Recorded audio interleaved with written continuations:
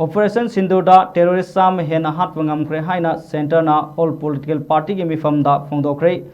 हौखिबा अप्रैल की तांग 22 दा जम्मू एंड कश्मीर की पहलगाम टेरर अटैक ता मियोय 23 हाथखिबगी मतुंग लमन खुंबा ओइना इंडियन एयर फोर्स ना Pakistan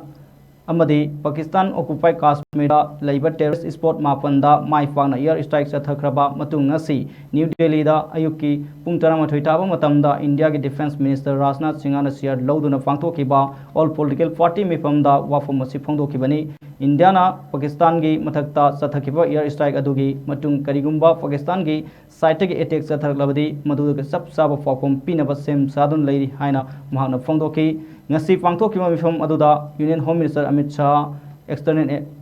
Minister Jai Shankar, Health Minister JP Nanda, Finance Minister Nirmala Sitharaman na lenga ki mahut sindun saruk yaki luna opposition ki side gi Rahul Gandhi, Malik Arjun Kharge, TR Balu, Ram Gopal Yadav, Sanjeev Singh, Sanjoy Rawat, Supriya Selu, Sasmit Patra, John Bhatt नसिंगबा लुसिंगबसिंग सरुक याखी हाइरी।